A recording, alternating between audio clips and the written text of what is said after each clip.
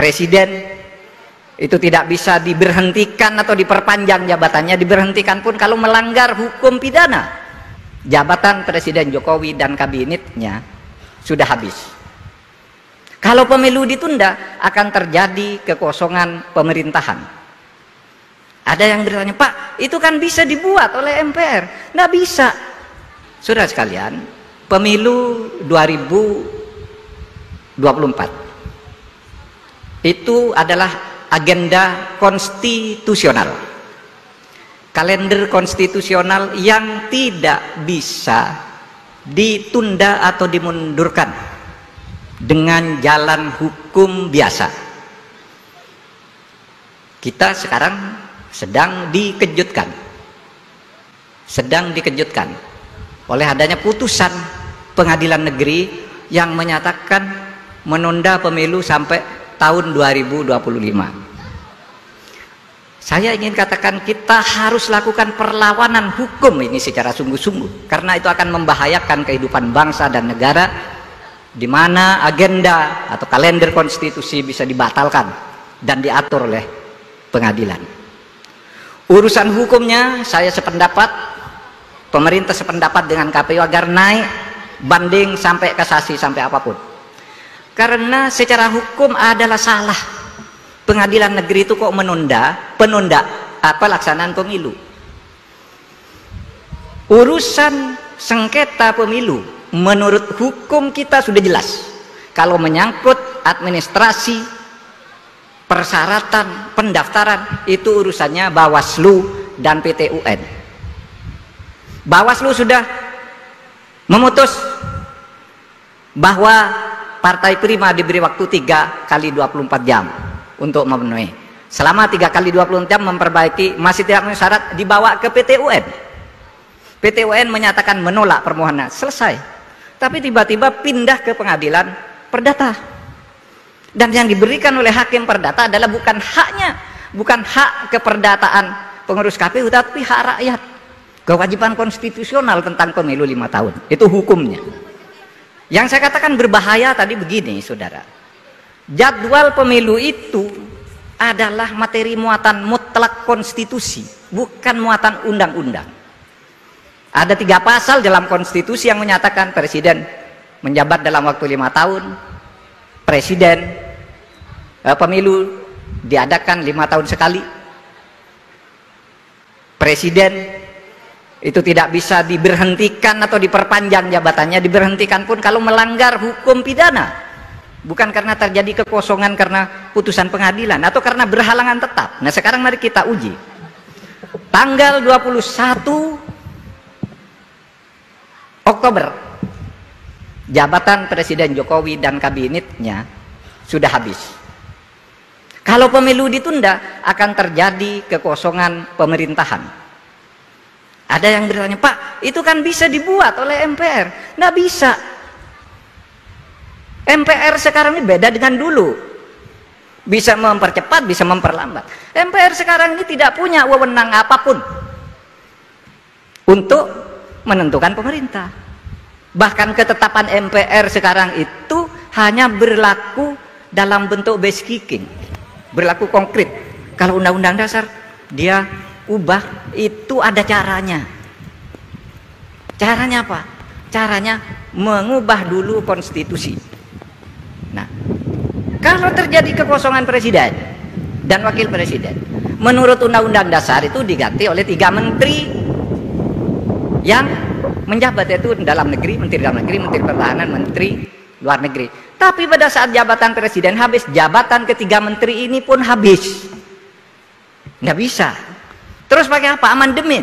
Amandemen kalau PDIP, Nasdem, Demokrat dan partai lain tidak hadir dalam sidang amandemen itu, tidak bisa ngambil keputusan. Menurut Undang-Undang Dasar harus dihadir oleh minimal 2/3 anggota. Kalau dia tidak hadir karena tidak setuju, tidak ada keputusan. Disitulah negara akan kacau. Tidak ada pemerintahan, tidak ada yang ngambil keputusan untuk mengendalikan negara ini. Nah, saudara sekalian, oleh sebab itu melalui mimbar ini saya sampaikan bahwa pemerintah akan terus mengikuti jadwal pemilu yang telah ditetapkan bersama tanggalnya oleh KPU, oleh DPR, dan oleh pemerintah. Bahkan Bawaslu ikut untuk menyepakati tanggal 14 Februari tahun 2014. Nanti diskusi hukumnya bisa terperpanjang. Untuk itulah kepada generasi muda, saya berharap menjadi pengawal pemilu ini agar pertumbuhan demokrasi kita semakin lama semakin maju. Indonesia adalah masa depan Anda, dan masa depan Indonesia ada di Anda juga. Atau Anda adalah masa depan Indonesia, generasi muda. Jangan ditinggalkan nih pemilu. Kalau kurang sempurna, perbaiki, Anda ikut. Itulah sebabnya lalu kita bikin acara yang seperti ini. Apa tugas saudara? Menjaga negara kesatuan Republik Indonesia untuk menuju Indonesia Emas tahun 2045. Apa Indonesia Emas tahun 2045? Indonesia yang dari sudut trajektori dunia akan menjadi 4 kekuatan besar atau 5 kekuatan besar di tahun 2045. Di mana di situ Indonesia sudah maju. Partisipasi pendidikan tingginya mencapai minimal 74%. Pendapatan per kapitanya sudah di atas 20.000. Universitasnya sekian, sarjana sekian, ahli nuklirnya sudah dihitung maju tahun 2045. Tetapi kalau saudara apatis dengan situasi ini, maka tugas saudara menjaga 17.508 pulau. 17.508 pulau yang dihuni oleh 277 juta jiwa per hari ini. Itu tugas saudara untuk menjaga agar tetap merdeka, bersatu, berdaulat, adil dan makmur. Merdeka kita sudah iya. Bersatu masih banyak gangguan. Berdaulat sudah iya secara resmi karena kita bisa menentukan diri sendiri meskipun kemudian ada kedaulatan-kedaulatan tertentu yang dikangkangi oleh negara asing, baik karena kolusi maupun karena kita kurang kuat untuk menjaganya sendiri. Tapi kita berdaulat. Adil belum, makmur apalagi. Ini tugas saudara. Tugas kita agar Indonesia itu betul-betul menjadi Indonesia Emas di tahun 2045.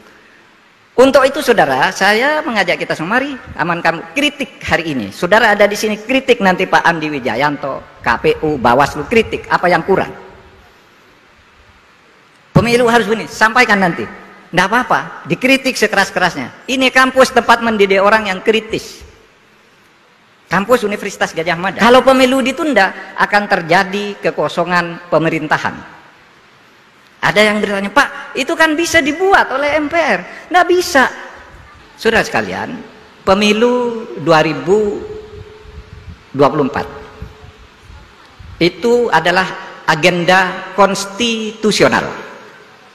Kalender konstitusional yang tidak bisa ditunda atau dimundurkan dengan jalan hukum biasa. Kita sekarang sedang dikejutkan oleh adanya putusan pengadilan negeri yang menyatakan menunda pemilu sampai tahun 2025. Saya ingin katakan kita harus lakukan perlawanan hukum ini secara sungguh-sungguh, karena itu akan membahayakan kehidupan bangsa dan negara, di mana agenda atau kalender konstitusi bisa dibatalkan dan diatur oleh pengadilan.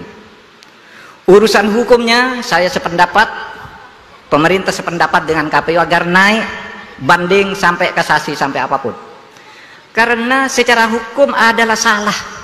Pengadilan negeri itu kok penunda pelaksanaan pemilu. Urusan sengketa pemilu menurut hukum kita sudah jelas. Kalau menyangkut administrasi, persyaratan, pendaftaran, itu urusannya Bawaslu dan PT UN. Bawaslu sudah memutus bahwa Partai Prima diberi waktu 3 kali 24 jam untuk memenuhi. Selama 3 kali 24 jam memperbaiki, masih tidak memenuhi syarat, dibawa ke PT UN. PT UN menyatakan menolak permohonan, selesai. Tapi tiba-tiba pindah ke pengadilan perdata. Dan yang diberikan oleh hakim perdata adalah bukan haknya, bukan hak keperdataan pengurus KPU, tapi hak rakyat. Kewajiban konstitusional tentang pemilu 5 tahun. Itu hukumnya. Yang saya katakan berbahaya tadi begini, saudara. Jadwal pemilu itu adalah materi muatan mutlak konstitusi, bukan muatan undang-undang. Ada 3 pasal dalam konstitusi yang menyatakan presiden menjabat dalam waktu 5 tahun, pemilu diadakan 5 tahun sekali,